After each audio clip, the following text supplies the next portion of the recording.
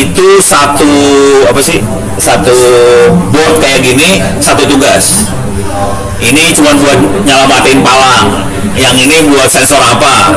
Dia suruh ngerjain yang lain nggak bisa, udah cuma itu doang. Kenapa kita butuh sistem operasi? Soalnya ya kasihan kan kalau komputer cuma bisa ngerjain buat buka tutup palang doang, dan dia harus ngerjain macam-macam kan. Ya kayak ini saya buka Google Arduino, di sini buka Wiki, yang ini buka lagi kuliah, terus saya bisa buka lagi email, saya bisa buka apa aja. Jadi satu komputer banyak kerjaan kan, nggak bisa pakai Arduino modelnya. Jadi harus ada software lagi yang bisa ngatur. Nah ini prosesornya cuman ada berapa core dalamnya ya? Coba gua kasih lihat ya. Kita bisa lihat. Saya top ya. Oke. Weh, sudah ada si Pak Anggi minta jadi admin open course tuh di bawah tuh. Oke. Oh jangan top top nggak kelihatan. Nah nanti di kuliah sistem operasi saya harus ngajarin ini juga ya, gimana cara kita ngelihat apa yang lagi jalan di belakang sistem operasi. Ini kalau kita lihat ini aja ya, kita lihat ini aja, ini ada berapa software yang lagi jalan? Ya hitungannya satu, dua, tiga, banyak banget ya. Nah ini kayak gini Arduino nggak bisa, jalanin banyak sekaligus nggak bisa. Ini kalau di Linux sistem operasi yang ini bisa. Kalau ini kan namanya multitasking. Jadi task itu tugas. Jadi tugasnya bisa banyak sekaligus jalan. Nah ini kelihatan jalan banyak. Software yang saya pakai top buat ngeliat. Kalau mau lebih enak ngeliatnya pakai Hardtop sih. Coba Hardtop gue install kagak?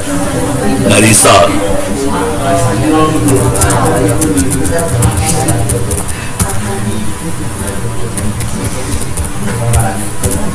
Berarti Prof, yang FTOS itu bisa multitask juga? Iya. FTOS? Iya. Yang OpenWRT. FTOS yang real time? Oh real time bisa? Oh bisa? Bisa. Biasanya kan saya pernah lihat suka dipakai ke robot-robot itu. Iya. Bisa. Kan dia harus bisa apa, sensor ini harus jalan ya, misalnya sensor buat apa, visionnya buat melihatnya harus jalan, terus dia harus ngerjain apa kan. Iya, kalau enggak kacau, nggak bisa.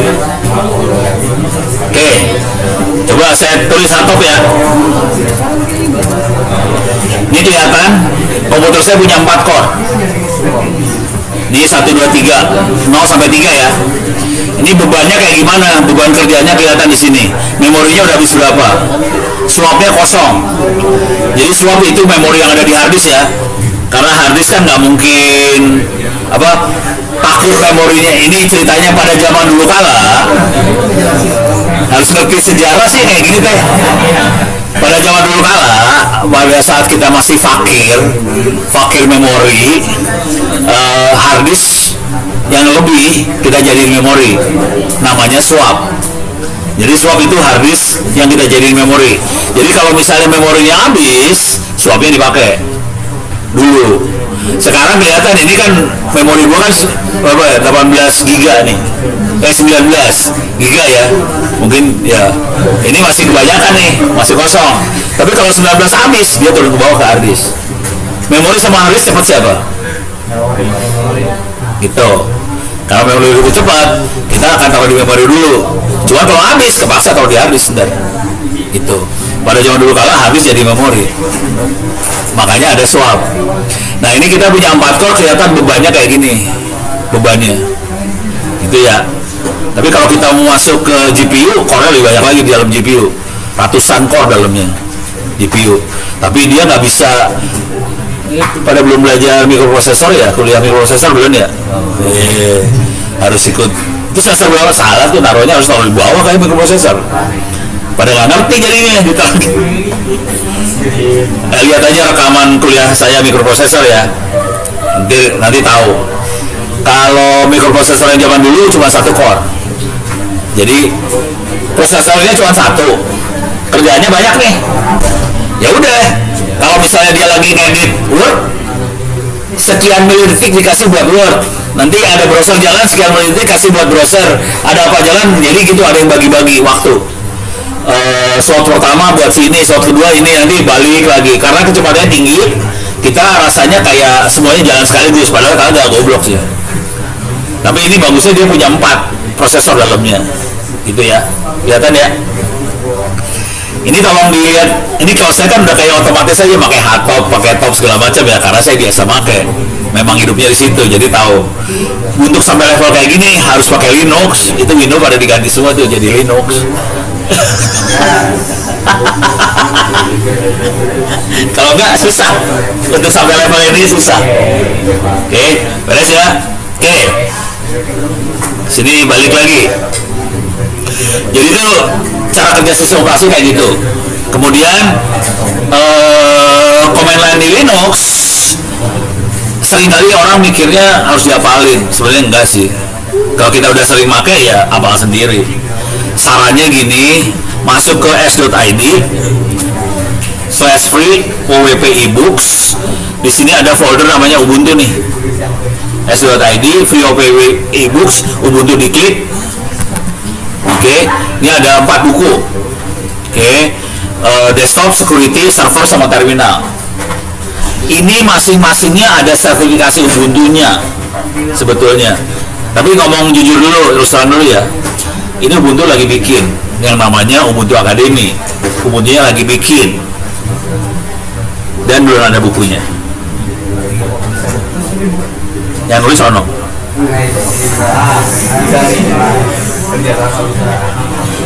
Jadi ceritanya gini, Ubuntu Indonesia kesini dong, terus hubungin saya, terus dia cerita, kita lagi bikin Ubuntu Academy nih. Kalau Tetes mau jadi partnernya Ubuntu Academy, Tetes harus bikin materinya. Curang kan? Dia nggak bikin, gue yang bikin. Ya gue bikinin langsung, jadi. Ini yang terminal ya, kan tadi ke terminal. Kita klik nih ya. Ini free, bisa diambil, tapi ini agak horor, semua materi horor. Ini bahasanya bahasa Inggris, bukan bahasa Indonesia. Karena Ubuntu yang gedenya juga nggak punya materi ini, jadi ya kita bikin dalam bahasa Inggris supaya bangsa di dunia jadi pinter kan. Yang pinterin kan orang Indonesia, karena kita kan pinter kali.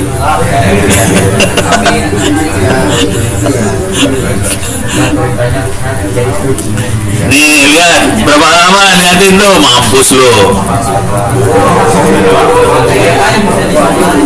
Hah? Sebaris. Hah? Boleh. Ini bikinnya pakai Ayu gak sih, jago aja. Cuman saya bikinnya, saya ngambil buku-buku Linux yang ada, diupload, terus di prom lagi. Jadi ini referensinya apa? AI buat paper jurnal. Bebas sebenarnya, bebas. Kalau mau gombal gini caranya, tanya ke ChatGPT atau tanya ke Grok atau tanya kemana ya. Masuk aja gini ya, AI yang baik untuk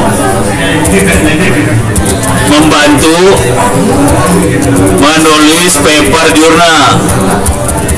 Gitu aja, hanya pokoknya gitu aja dah. Jangan pikir dosen lu pinter kagak, tanyanya ke sini aja dah.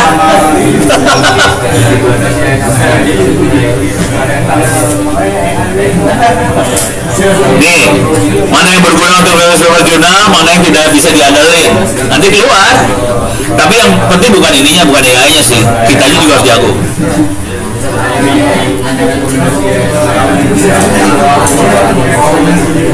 Ada 2 dia referensinya, emang bagus. ChatGPT bagus, tapi kan kita harus jago ya. Kalau kitanya nggak jago, dia halu soalnya. Dia bagus tapi halusinasi, jadi harus hati-hati banget. Yang satu lagi Claude bagus. Oke. Terus kalau buat cari paper segala macam, ini ada Elicit gitu. Jadi masih ada beberapa macam sih, ada ChatGPT, Claude, Elicit, ada ini buat cek referensi. Terus ini ada pencarian cepat awal Perplexity. Orang-orang banyaknya pakai Perplexity karena dia, saya nggak pakai itu, saya pakai ChatGPT langsung. Nah, cuman yang referensinya ChatGPT goblok. Asli, dia suka halu. Jadi taktiknya gini, misal saya lagi pengen bikin paper jurnal tentang apa? Tentang ini aja yang ada di layar ini aja ya. Oke. Saya pengen bikin paper jurnal tentang AI buat paper jurnal. Oke. Caranya gini doang nih. Oke.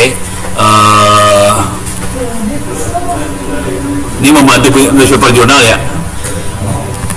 Harus pakai bahasa Inggris, kalau nggak gini lah. Ini misalnya pakai bahasa Inggris ntar ya. Nah, sekarang copy paste. Saya akan nyari di sini ntar buat cari referensi ya. Manual pakai Scholar.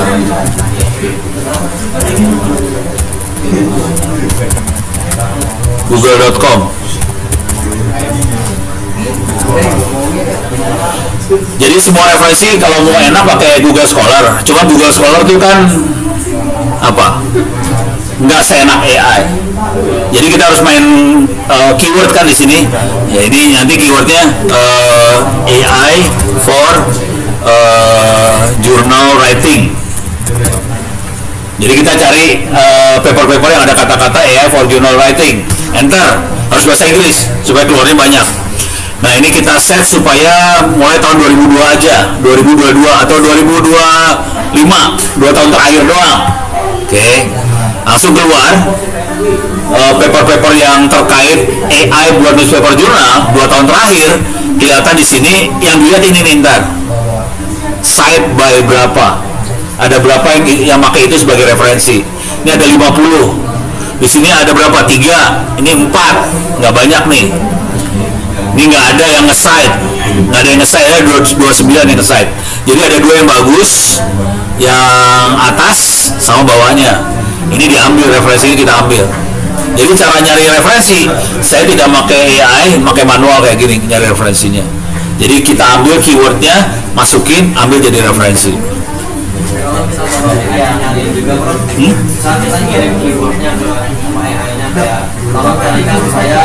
Jurnal di Google Scholarship itu tuh kalau mau kayak gitu pakai Grok, jangan pakai ChatGPT. ChatGPT bodoh. Ada yang dipakai kayak survey semakin tinggi. Ini angkanya. Ya semakin tinggi semakin Banyak orang yang pakai itu sebagai referensi. Jadi ini referensi yang bagus. Bagus. Ya. Jadi kita ambil. Nah, cara masukin referensi dalam jurnal ini ada tulisan cite, diklik di sini. Oke. Ini cara ngambilnya gini. Ini ada berapa format ya? Ada APA, ada Chicago, Harvard, Vancouver. Tergantung jenis jurnalnya. Nanti jurnalnya kalau kita cek, jurnalnya akan bilang referensinya harus pakai format ini. Ini bisa pakai format apa? Pakai format Vancouver atau apa? Hah? Apa?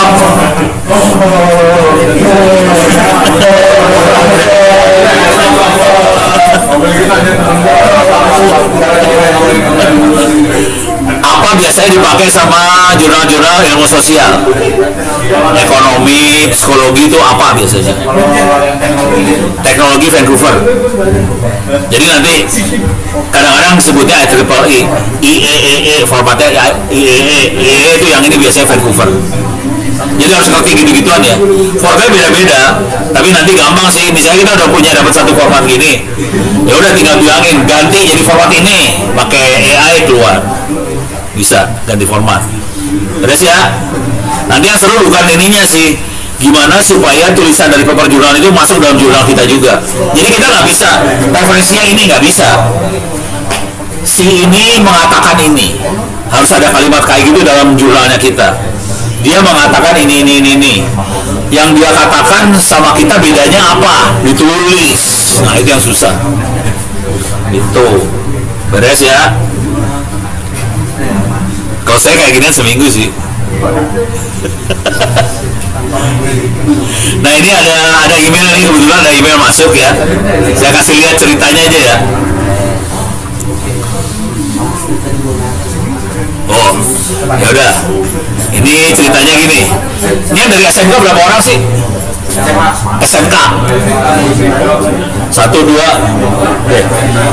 Oh banyak ya? TKJ apa ya? TKJ apa ya? siapa yang bikin SMK TKJ RPL di Indonesia?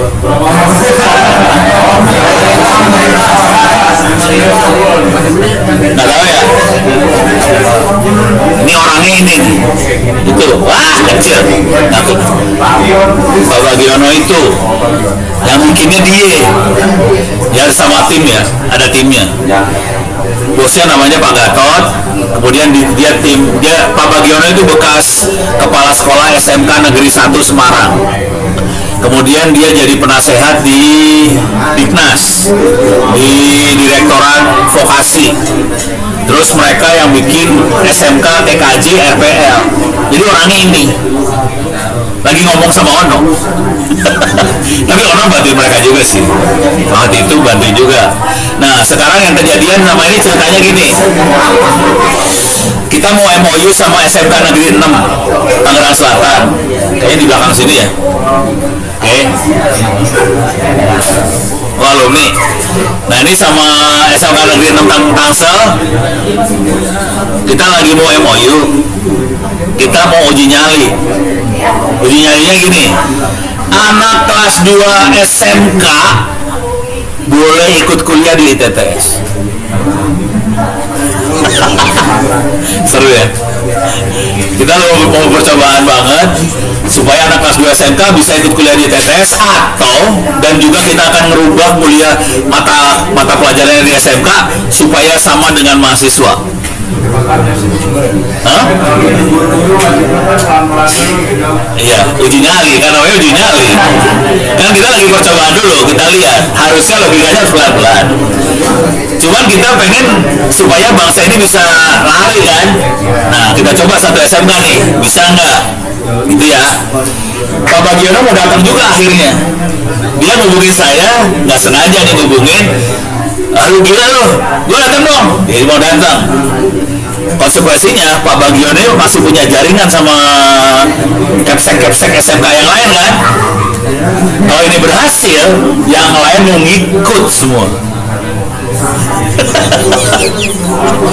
Makanya nanti kalau hari Senin kuliah, mungkin mulai 2-3 minggu lagi kuliah pakai Zoom Senin, mungkin pesertanya bakal naik karena banyak anak SMK bakal ikut kuliah pakai Zoom.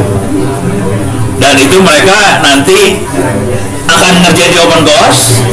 Kalau nilainya bagus akan disimpan. Nanti daftar jadi mahasiswa ITTS, langsung ditransfer jadi kredit sarjana. Jadi targetnya adalah SMK yang normal kan 3 tahun. Udah gitu kuliah berapa tahun? 3,5 tahun lagi kan? Jadi total berapa? 6,5 tahun. Yang ini kita mau uji nyali, bisa nggak dirubah dari 6,5 tahun jadi 5 tahun?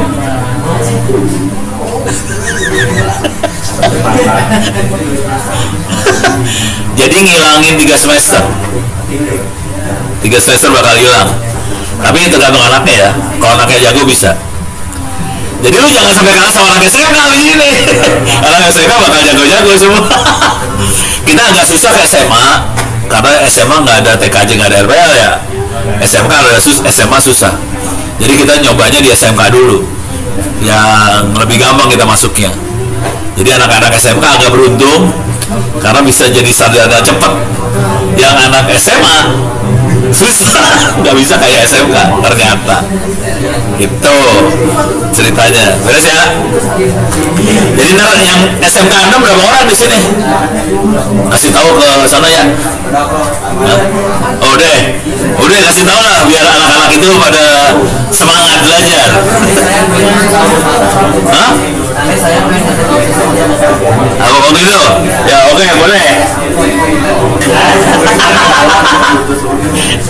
Oke, sampai sini ada pertanyaan nggak ada? Oke, kita masuk lagi ya. Nih balik lagi ke sini, sistem operasi. Nih, tadi komen lain udah ya. Baca bukunya Ubuntu, bahasa Inggris. Kalau boleh saran sih, cara bacanya gini, pakai ChatGPT lah bacanya. Jadi upload tuh buku, atau kita nyobain. Dalam buku itu banyak ini ya, dalam buku banyak percobaan-percobaan yang harus dikerjain aja. Kalau nggak ngerti pakai ChatGPT, upload terus tanya pakai ChatGPT. Deh, ini komen lain. Yang di bawah instalasi software sama reponya Linux. Jadi diajarin gimana cara install software di Linux.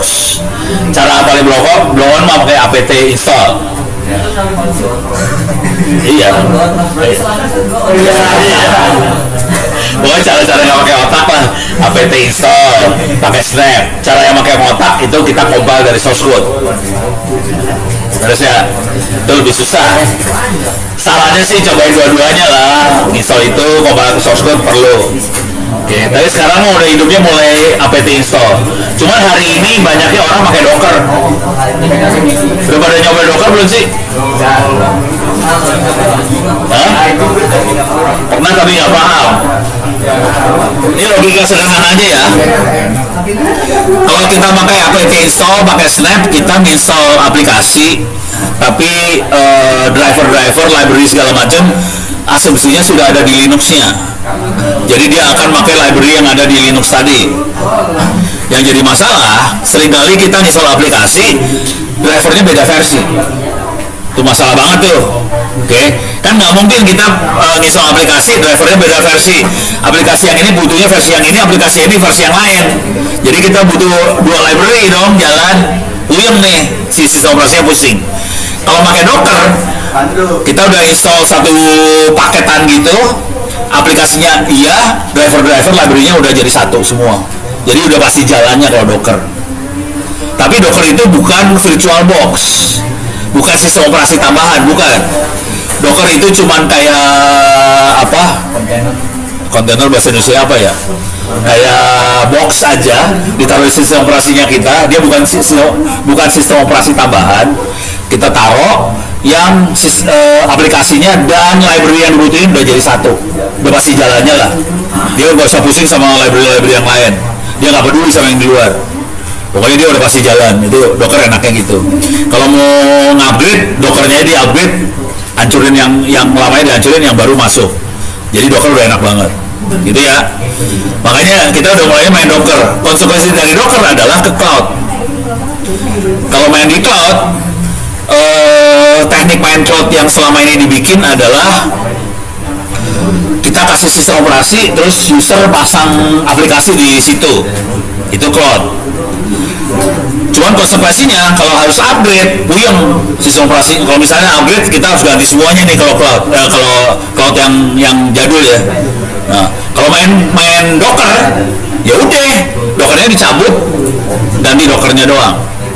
Docker juga bisa dikontrol pakai Kubernetes. Ini yang lagi diomongin bukan kuliah sistem operasi nih ya. Yang ini kuliah jaringan nih sebenarnya.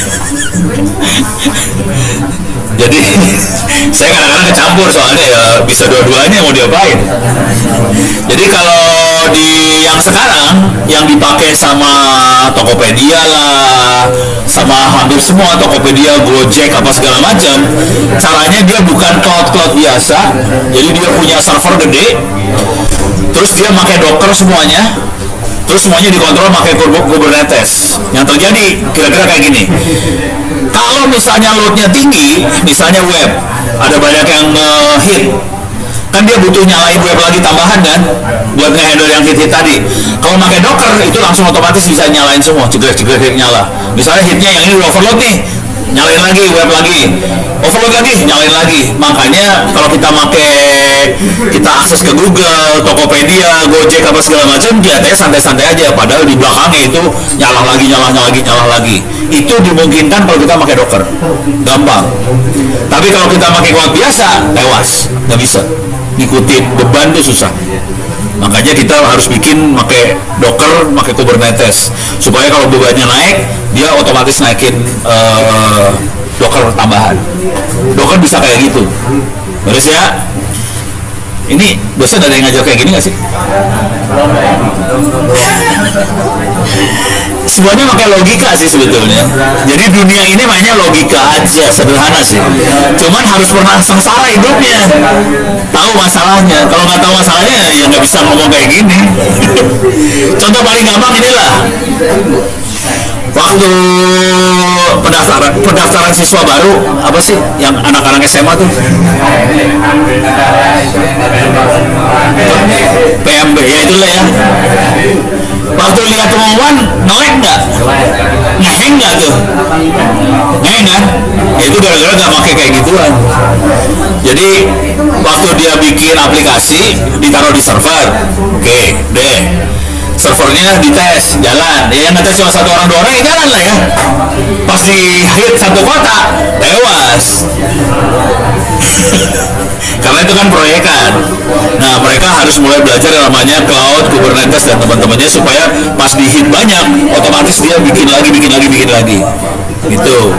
Jadi prosesnya kayak gitu ya. Sip ya. Oke. Ini instalasi software. Terus ke bawah. Partisi hadis sama instalasi Linux. Berapa orang yang pernah install Linux? Oh, banyak ya. Oke. Sekarang pertanyaannya, berapa Linux di satu komputer? Ini pada install Linux satu biji doang kan? 3. Ada yang lebih lagi? Hah? Apa? Ya bukan VM, OS. Langsung di harddisk. 2. Ada yang lebih? Di harddisk loh. Kita ngomong harddisk. Berapa? 2. Berapa? 3. Ada yang lebih dari 3? Oke. Saya pernah 5. Hah? Linux semua. Yang satu Red Hat, yang satu apa, satu server, satu apa, gue suka-suka aja. Di rumah saya rata-rata 4. Satu komputer 4 OS, Linux semua. Jadi kalau mau eksperimen, mau nyoba fisik, tidak pakai VM, harusnya dipartisi. Partisinya kan kalau yang biasa 4, yang primary 4 ya. Terus yang ada logical kan banyak banget kalau logical kan. Jadi primary-nya saya bikin 2 lagi nggak dipakai, sisanya logical semua. Udah suka-suka mau install berapa OS lah, suka-suka. Satu OS sekitar berapa ya? Kalau saya itu kan 1 tera, jadi satu OS-nya sekitar 200-an giga. Masih banyak. Kalau mau ngirit, kalau hari 1 tera, satu OS 50 giga apa kayak gitu. Jalan. Terus ya, itu kalau saya eksperimennya sampai kayak gitu sih. Beres. Nah, ini partisi hadis. Terus masuk ke shell programming. Tahu shell? Cakap. Masuk sini ya. Kok keluarnya kayak gini? Oke, clear. Shell paling bego mah dia bisa if. Apa? Jadi bisa programming di situ. Jadi kita bisa bikin file. Ada contohnya tapi ntar aja ya, tapi kira-kira kita bisa bikin file pemrograman ditaruh di dalam shell ini gitu ya. Jadi if then apa segala macam bisa di sini. Oke. Kapan itu dibutuhin? Kalau kita butuh programming sih gitu ya. Contoh yang paling goblok mah misalnya kita nyari file di dalam sistem operasi Linux, ada yang dihack enggak, itu pakai program tuh, bikin sendiri gitu. Oke. Terus di sini juga diajarin aplikasi buat server. Contoh aplikasi server adalah bikin web, install WordPress, itu udah biasa aja. Itu harusnya kuliah jaringan sih. Ini ada, tapi ini prioritasnya saya turunin nih. Soalnya diajarin di jaringan sebetulnya, harusnya. Hah? Emang nggak diajarin? Nggak ada. Jaringan? Oh, semester itu belum ada. Iya, parah. Sebelah salah ya? Oke, sekarang yang cloud computing sama virtualisasi. Kalau virtualisasi yang paling gampang mah VirtualBox ya. Kalau cloud itu yang tadi bisa juga pakai Docker, bisa juga pakai LSD, OpenStack, boleh, gitu ya. Nih ngomong jujur dulu ya, yang menguasai ilmu ini nggak banyak jadi lagi dicari banget. Itu kayak yang magang di Dufas itu, dia nyari orang kayak gininya juga, karena nggak banyak orang yang jago kayak gini. Tanya ke kampus-kampus lain diajarin kayak gitu jarang. Kampus lain jarang yang ngajarin kayak gituan, gitu ya. Deh, sorry. Nah kemudian yang ini compile kernel, silahkan dibaca. Kernelnya Linux sekitar, bisa di sini lihat di sini ya, kernel.org. Kalau nggak salah sekitar ini versi terakhir 6.19, yang rilis candidate versi 7. Oke. Handphonenya tadi versi berapa HP? Ada yang 4, ada yang 6 ya. Jadi masih di bawah sini nih, kita udah versi 6.19 sama 7.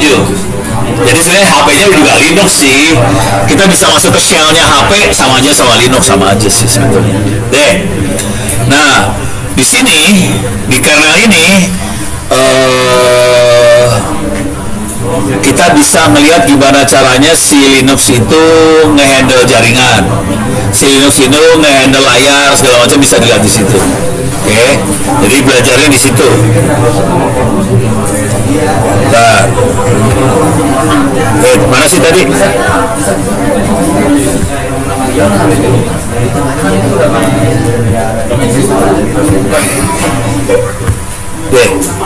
Di kernel ini ntar belajar mobile. Butuh waktu pada zaman dulu kala. Sekarang harusnya lebih cepat sih. Dulu saya waktu mobile kernel butuh waktu 12 jam. Ya 386. Kalau yang sekarang udah i5, i7 segala macam, ya mungkin 2 jam jadilah. Hah? 10 jam udah nyoba? 10 jam? Oh, ya udah. Tapi kalau kita nggak pernah ngerjain itu, nggak tahu. Kayak bikin Android segitu lama, semalaman lah. Udah beres ya. Remastering Ubuntu udah saya nggak terlalu kerjain. Remaster tuh kira-kira gini. Ubuntu kan datang dapatnya pakai CD-ROM, filenya ISO. Oke. Remaster tuh gini, ini ada file ISO Ubuntu, dibuang software-software yang kita nggak suka, terus kita taruh di file ISO tadi software kita suka. Jadi bentuknya file ISO dibongkar, buka, tutup lagi, jadi file ISO baru. Bisa, ya. Cuman saya udah nggak terlalu kayak gini lagi. Remastering udah enggak, soalnya gimana ya, Linux sekarang udah enak banget. Udah ngapain gua remaster, udah install aja yang ada, nanti tinggal buang aja yang nggak kita butuhin tapi udah keinstall. Kalau ini dari USB-nya langsung udah jadi, tinggal install udah beres. Tuh. Nah ini yang compile OpenWRT di sini. Ini targetnya semua bukan komputer bukan router, ini targetnya ke komputer. Jadi x86 semua nih. Jadi nanti OpenWRT-nya juga x86. Nanti Android-nya x86. Jadi semua targetnya ke x86 ya, bukan ke Android beneran. Soalnya waktu itu saya berapa kali ngajar, kalau saya ngajarin ke Android beneran, HP-nya mahasiswa rusak kan, nangis pada. Tapi kemarin saya di kampus Johannes Surya University, ada satu anak yang bisa ngompil Android sampai akhirnya bikin buku. Tapi bukunya penerbitnya nggak berani nerbitin, nggak ada yang mau baca, bukunya susah banget. Jadi masalah sama buku itu kalau diterbitin beneran ya, penerbitnya ada yang nggak mau nerbitin, soalnya kalau buku terlalu susah, mereka kan penerbit kan cari duit ya, kalau nggak ada yang beli ya udah gitu. Makanya buku saya banyaknya PDF sekarang, lepasin free aja, pokoknya lu baca aja ntar gitu udah ya. Nah ini membuat kernel modul adalah buat driver. Kalau di Windows buat driver. Nah yang dua ini yang bawah, ada kernel scheduler, ada I/O sama memory scheduler. Kalau kernel tuh gini, kernel scheduler tuh gini. Tadi kalau kita lihat prosesor kita ada 4 core. Nah kita harus ngatur, misalnya ada Office, LibreOffice. Lu pakai core yang mana? Ini ada browser, pakai core yang mana? Itu ada yang ngatur. Ini namanya kernel scheduler. Kalau I/O urusannya buat masuk ke hard disk, urusannya buat masuk ke jaringan, itu input output semuanya. Jadi sistem operasi juga ngatur. Oke, ini lagi ngopi file. Sekarang siapa yang hard disknya mau dipakai sama siapa? Misalnya ada 2 copy file sekaligus. Oke, yang ini dulu udah sekian byte, yang ini sekian byte, ini sekian byte gitu. Ganti-gantian ngopinya. Jadi walaupun kita ngopi 2-3 file sekaligus, gantian sebetulnya diatur sama si kernel scheduler yang ini, bukan I/O scheduler. Memori juga sama aja. Memori masuknya ke si CPU ada cuma satu kabel ke memori. Ya kabelnya 32 bit ya atau 64 bit. Tapi kan makanya ganti-gantian nih, jalan raya dipakai ganti-gantian. Yang ngatur siapa ganti-gantiannya? Memory scheduler tadi. Dan di memory scheduler juga kita ngatur. Kalau nih memorinya lagi overload, pindahin ke swap. Gimana ngaturnya ke swap? Apakah kita pakai swap atau kita buang yang ada di memori? Gitu. Soalnya swap tuh pasti remote-nya. Gitu. Terus ya. Nah, monitoring kerja sistem operasi itu yang tadi yang saya tulis stop segala macam itu buat monitoring kerja sistem operasi nih. Nah, ini lagi monitor sistem operasi, lagi monitornya kayak gimana. Oke. Kalau kita pakai Nvidia ada NVTop. Ini nggak ada sih NVTopnya, nggak saya install. Kalau kita lagi Nvidia kita bisa lihat pakai NVTop. Misalnya kita jalanin AI lagi jalan, terus lagi running, ini berapa persen yang keambil memorinya sama AI, kelihatan pakai NVTop. Gitu. Jadi banyak istilahnya banyak dipakai top gitu ya. Jadi top itu buat ngelihat di belakang layarnya lagi apa sih, seringnya. Tapi banyak sih. Nah terus ada lagi adalah yang ini benchmark. Benchmark itu mengukur sistem operasinya. Misalnya contoh benchmark tuh kayak gini ya. Kalau saya sistem operasi nggak terlalu nge-benchmark sih, biasanya sering saya benchmark jaringan.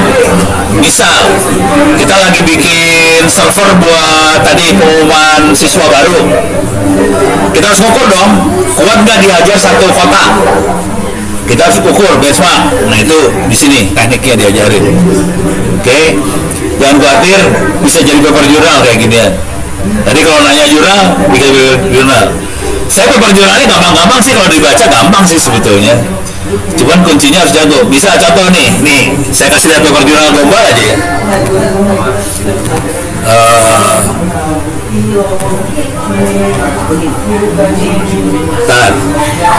Ini jurnal gombal banget nih ya.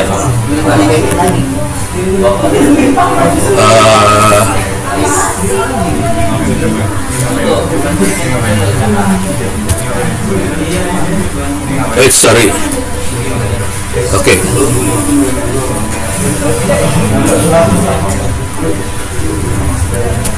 Ini ya. Ini tahun 2023 kita bikin CTF, Capture the Flag. Jadi pertandingan hacking. Ada istimewa nggak ya pertandingan hacking?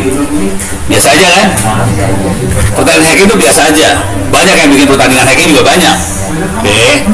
Nih, saya bikin paper nih. Oke. Mana papernya? Ini dia.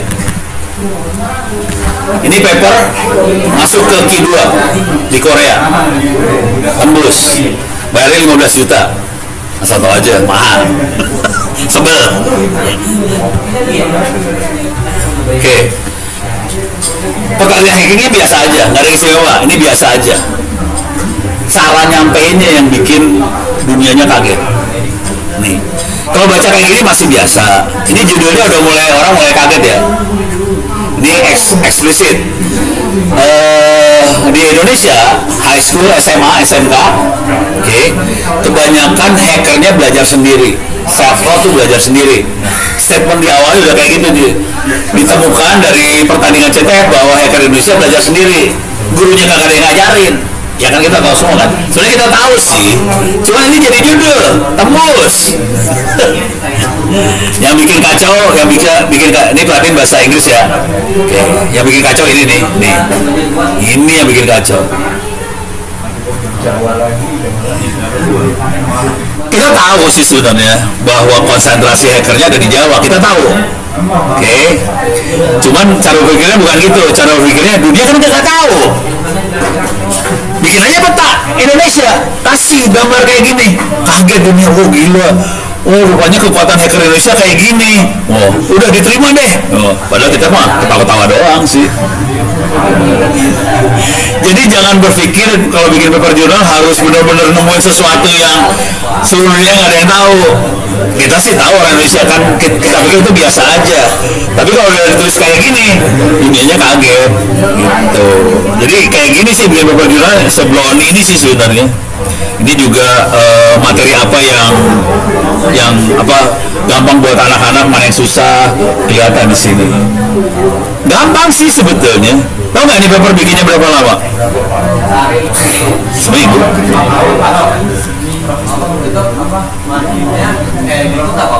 Apa? Margin apa? Jadi itu paragrafnya mulainya itu di angka 4. Nah, jadi kalau paper jurnal tuh ada gini, mereka punya template dari dia, kita harus ngikutin template-nya dia, masukin. Iya, jadi ini ngikutin template-nya sono, bukan ono ngarang, kagak, lu gila ngarang, nggak diterima. Ini juaranya kelihatan. Dia menang Jawa Tengah kebetulan waktu itu, tapi yang paling banyak dan yang jago-jago banyaknya Jawa Timur. Minta maaf ya, SMK 6 nggak ada.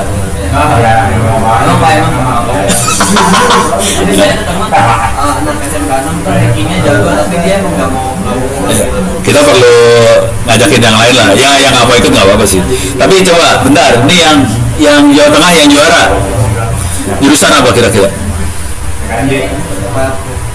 TKJ RWL, TKJ hacking ya, TKJ RWL. Hah? Yang ini yang menang yang menang yang sini. SMK, RPL. Ini anak RPL. Dia jago AI, mau dia pakai Python. Jadi berapa lama dia belajar hackingnya? Dia anak RPL loh. Berapa lama dia belajar hacking supaya jadi juara? Hah? Setahun salah? 6 bulan. Kesimpulannya apa? Yang jago sebenarnya anak RPL. Jadi anak RPL jago, digeser sedikit jadi hacker jagoan dia. Gitu sebetulnya. Jadi yang jago-jago itu anak programmer sebetulnya. Kalau lihat yang ini ya, tapi kan nanti bisa bikin penelitian lagi, kesimpulannya bisa lain lagi tentu. Hah? Iya, jadi cara berpikir programmingnya anak-anak RPL jago. Anak TKJ nggak punya kemampuan yang itunya gitu. Jadi pas pindahin ke hacking, karena dia punya ilmu programmingnya, pasti hacking jago dia. Dan sebelum acara hacking ini kita ngasih 4 bulan ngasih workshop online free. Itu pesertanya ribuan orang tuh, makanya kita punya peta itu. Itu ceritanya lagi paper jurnal. Nih lihat referensinya dong. 40. Nih penulis-penulisnya nih. Oh. Serem kan?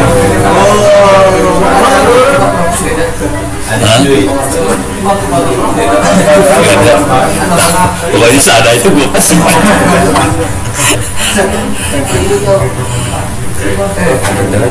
Hah? Ya boleh. Udah ada lagi Awan?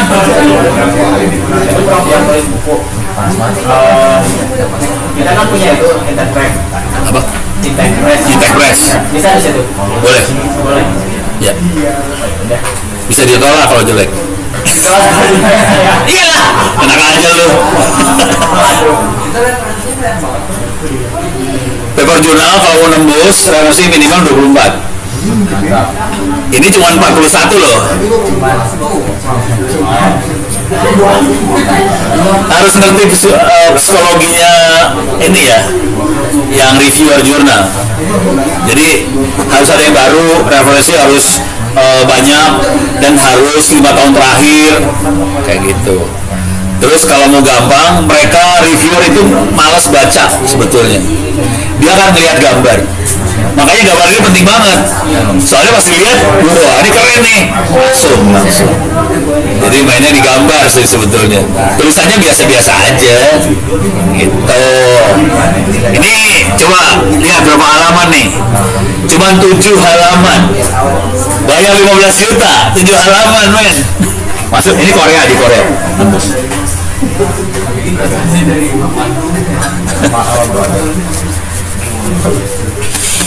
Ada lagi pertanyaan?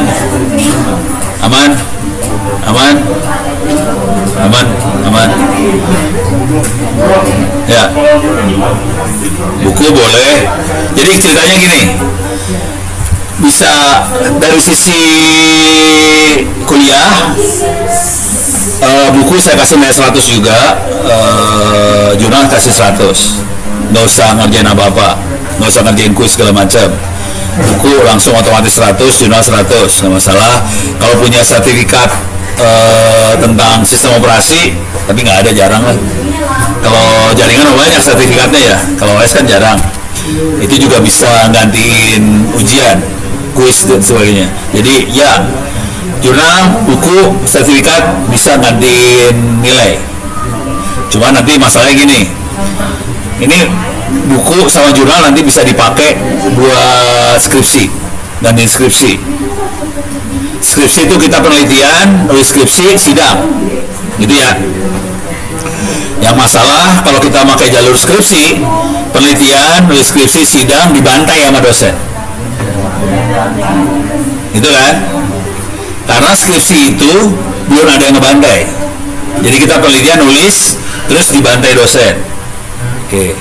Buku nulis agak dibantai sedikit sama penerbit, sama Intek Press. Intek Press biasanya ngasih ke saya nih, ini buku layak terbit apa enggak? Ya, makanya lu harus sungkem sama Ono ya.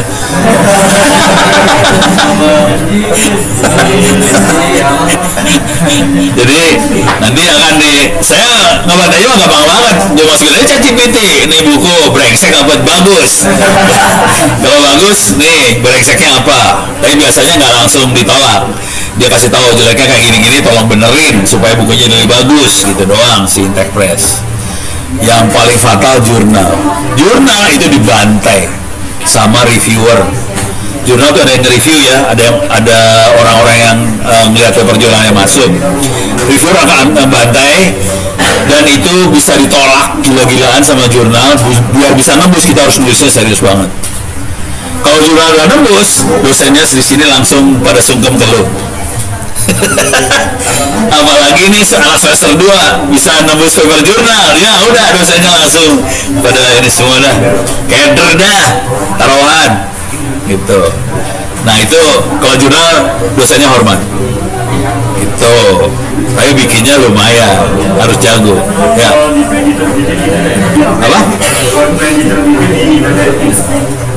Apa nih yang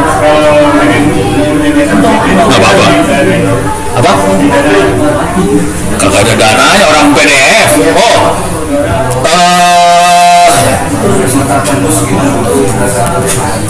Ini aja Intek Press ya. Jadi kalau masukin ke sini ya, Intek Press masukin ke sini. Nah sekarang kalau misalnya tembus buat terbit, kita nggak nyetak buku loh. Nyetak tuh mahal soalnya. Nyetak buku mahal. Jadi yang terbitnya dalam bentuk PDF. Konsekuensinya diurusin apa nih? Kita harus ngurus namanya ISBN ke Perpustakaan Nasional. Jadi seluruh Indonesia bukunya dikasih nomor sekian bukunya Ono, nomor sekian bukunya siapa, judulnya apa. Itu ngurus ke ISBN. Ini ngurus ke ISBN pakai duit. Gitu. Oke. Udah tahu nggak duitnya berapa? Hah? 20.000 kurang ajar lu. 200-an lah. 200-an ribu kalau ke sana, ke ISBN. Jadi duitnya 200.000 itu. Mau dibayarin sama kampus apa kagak gitu ya pertanyaannya. Bingung gue. 200.000 kampusnya pusing. Kalau jutaan mungkin lebih gampang. Kalau 2.000 ngecer banget. Jadi cenderungnya mahasiswa yang bayar 200.000. Tapi daripada lu dibantai, 200.000 masih oke lah. Soalnya nih kalau skripsi ya, tapi ntar nih saya lagi nego sama dosen-dosen semua nih. Ini anak-anak udah nulis buku, paper jurnal, presentasi aja lah, nggak usah sidang. Jadi presentasi aja. Jadi saya lagi berantem sama dosen, jangan khawatir. Mama juga berantem sama dosen-dosen. Soalnya dosen-dosen pengennya uji. Gue bilang ngapain diuji, orang udah diuji. Udah presentasiin aja udah. Paling ditanya-tanya doang dikit gitu. Jadi ya paper jurnal biayanya kita tanya Grok aja ya. Kita tanya Grok ya. Jangan yang G ya, masuk Sinta aja ya. Berapa biaya untuk submit jurnal Sinta 3 aja ya, 3 atau Sinta 4 gitu ya, itu ya di Indonesia lah, bidang IT gitu ya, itu ya eksplisit kan. Nah, kita nanya biaya biar tahu. Biasanya gratis. Oke. Biaya utama baru muncul jika artikel diterima di publikasi, disebut artikel proses. Oh, kalau submitnya gratis, masukinnya gratis. Ini kalimatnya yang bikin pusing gua.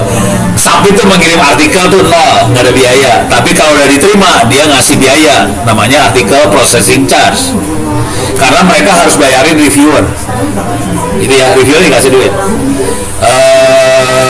Sekitar 1 juta sekali nge-review. Saya reviewer. Gue dapat duit soalnya gue tahu. Jadi kalau kita nge-review, kita dikasih duit. Gitu ya. Konsekuensinya harus ada yang bayarin dong. Ya lu pada yang bayar. Nih, Sinta 3 antara 0 sampai 7,5. Rata-rata 1,5. Sinta 3. Sinta 4 rata-rata 500.000. Jadi saran saya masukin ke Sinta 4, cari yang 500 ribuan. Oke. Memang di atasnya dari nulis buku kan tadi 200, sini 500. Tapi kita dosen udah pada menghormatin lo. Kalau buku dosen masih nggak tahu menghormatin. Soalnya bikin buku gampang banget. Kalau jurnal susah. Gitu.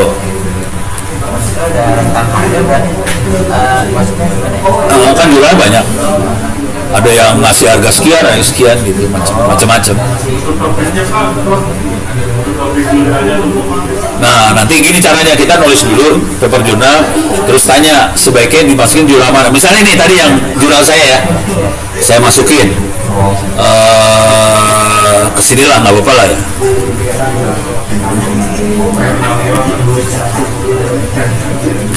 Mana buat upload, mana sih? Oh ini dia upload ya. Oke, saya upload file.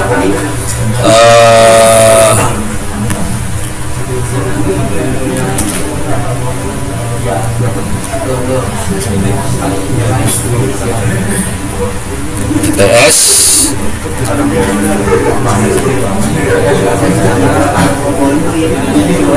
mana tadi CTS teh? Kok nggak ada tadi? Mana? Kok ada jurnal? Enggak, tadi foldernya jurnal kali ya? Beda lagi, tadi foldernya bukan ini ya? Ya udahlah. Oh ini mah review hacking kali ya? Tadi foldernya CTS. Aruba Education.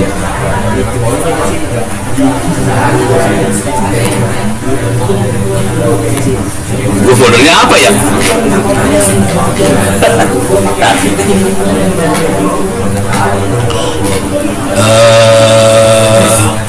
Misalnya jurnal lah, nggak apa-apa lah ya. Ini misalnya ini ya. Ini bukan jurnal IT nih ya. Ini bukan jurnal IT, ini jurnal dari Kalimantan. Ini yang saya review. Harusnya nggak boleh. Ya udah, ngobrol bego aja ya. Ini lagi diupload. Nanti tinggal tanya aja.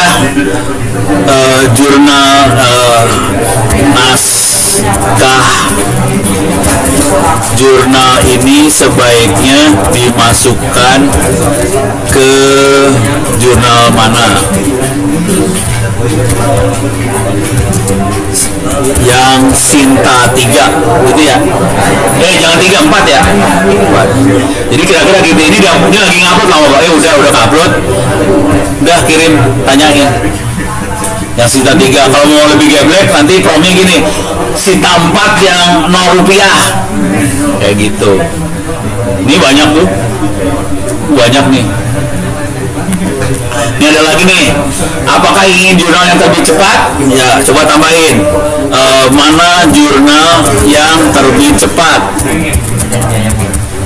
dan biaya murah. Gitulah caranya mah. Pokoknya lu jangan tanya sama Onot, yang ginian aja dah. Oh, 0 rupiah tuh ada tuh, gila, 250.000 ada, 300.000 ada tuh. Coba lihat.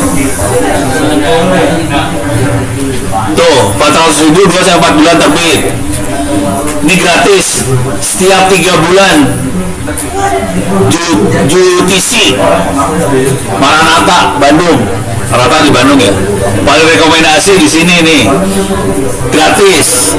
Wah, ada yang gratis tuh. Nah, gila lu. Apa? Kuota jurnalnya.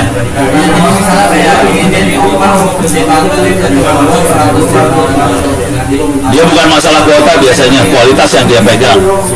Ya, kan ini jurnalnya udah bentuknya soft copy ya, PDF. Jadi dia pegang kualitas. Dia hanya nerima yang bagus, yang jelek dibuang-buangin semua.